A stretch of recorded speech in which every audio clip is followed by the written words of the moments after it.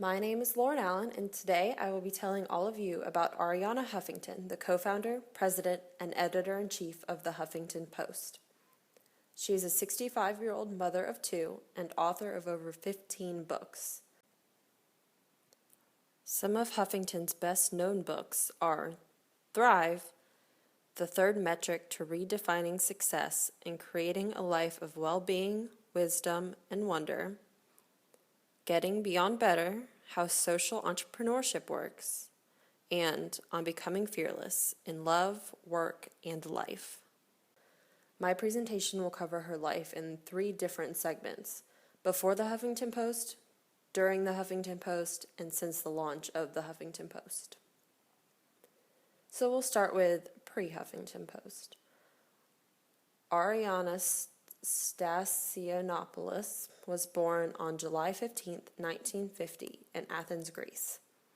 She later attended the University of Cambridge and eventually earned her master's degree in economics in 1972. While in school, she was the president of the school's debate organization, the Cambridge Union. Just 2 years after receiving her master's degree, Huffington published her first book, The Female Woman. In 1980, she moved to the United States. In her early journalistic years, Huffington was on the conservative side of the spectrum, but soon switched to writing about liberal politics right before starting the website Huffington Post. This was not before a stint as one half of the comedian duo Strange Bedfellows, which covered the 1996 presidential election. She was the conservative side of the group.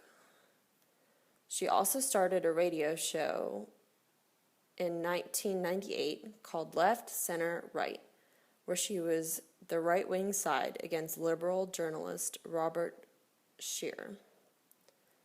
In 2003, Huffington ran on the independent ticket against Arnold Schwarzenegger to be the governor of California. Biography.com said, but she withdrew from the campaign to throw her support behind thwarting the recall vote aimed at Governor Gray Davis. Not long after that political stint, Huffington published a soon-to-be New York Times bestseller, Pigs at Trough: How Corporate Greed and Political Corruption Are Undermining America.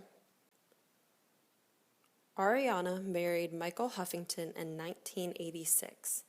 He was a Republican in the U.S. House of Representatives from 1993 to 1995. During this time, Arianna helped him with his Senate campaign, although he eventually lost. The couple divorced in 1997 after having 2 children. So now we will move on to the birth of the Huffington Post. In 2005, Huffington launched the website with co-founder Keith Learer. This was after launching a few other websites, AriannaOnline.com and Resignation.com, which was actually intended to convince President Bill Clinton to resign. She knew early on that the internet would take over the news industry thanks to its immediacy and accessibility. Biography.com said that the Huffington Post was known for its blogging, liberal views, and news aggregations, and was specifically there to oppose right-leaning aggregation sites like the Drudge Report. In 2008, The Observer titled the website the most powerful blog in the world. In 2011, the site was sold to AOL for more than $300 million. This is when Huffington was named the president and editor-in-chief. In 2012, the website received a Pulitzer Prize for David Wood's 10-part series, Beyond the Battlefield. Keeping up with the explosive success of the website got the best of Huffington when she fainted from overexhaustion and had to get facial reconstruction surgery. Through her recovery, Huffington started researching the importance of sleep on work and life. Since then, she's written a book called The Sleep Revolution, Transforming Your Life One Night at a Time. She now preaches the importance of leaving your cell phone and all electronics outside of your bedroom when you go to bed every night to avoid the temptations of social media and emails.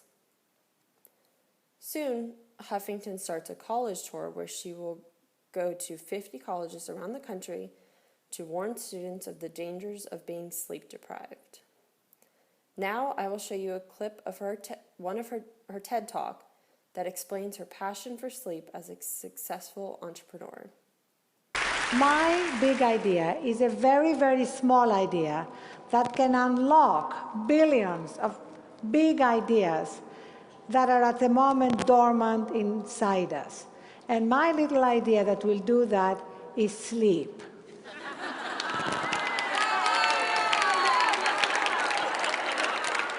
This is a room of type A women. This is a room of sleep-deprived women. And I learned the hard way the value of sleep. 2.5 years ago, I fainted from exhaustion. I hit my head on my desk, I broke my cheekbone, I got 5 stitches on my right eye. And I began the journey of rediscovering the value of sleep. And in the course of that, I studied, I met with medical doctors, scientists, and I'm here to tell you that the way to a more productive, more inspired, more joyful life is getting enough sleep.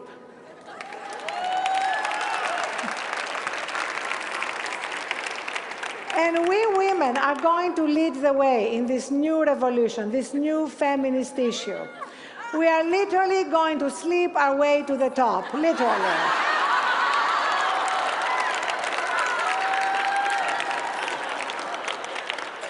Because, unfortunately, for men, sleep deprivation has become a virility symbol. I was recently having dinner with a guy who bragged that he had only gotten 4 hours sleep the night before. And I felt like saying to him, but I didn't say it, I felt like saying, you know what? If you had gotten 5, this dinner would have been a lot more interesting. There is now a kind of sleep deprivation one-upmanship. Especially here in Washington, if you try to make a breakfast date and you say, how about 8 o'clock? They're likely to tell you, 8 o'clock is too late for me, but that's okay, I can get a game of tennis in and do a few conference calls and meet you at 8.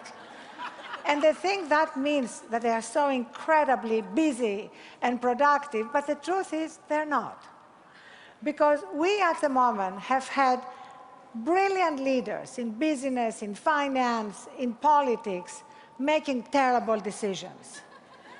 So a high IQ does not mean that you're a good leader, because the essence of leadership is being able to see the iceberg before it hits the Titanic. And we've had far too many icebergs hitting our Titanics. In fact, I have a feeling that in Lehman Brothers was Lehman Brothers and Sisters. They might still be around. While all the brothers were busy, just being hyper-connected 24/7, maybe a sister would have noticed the iceberg because she would have woken up from her 7.5 or 8 hours sleep. Arianna Huffington is not only a renowned journalist, but an author, entrepreneur, and inspirational speaker. Her start in the debate club began her love of politics and journalism, and then after dipping her toes into politics, she was ready to jump in full force as a journalist. Her website, The Huffington Post, is known as being one of the most well-respected blogs in the world. This is a platform she now uses as she begins her sleep revolution. Huffington is changing the world with her journalistic contributions.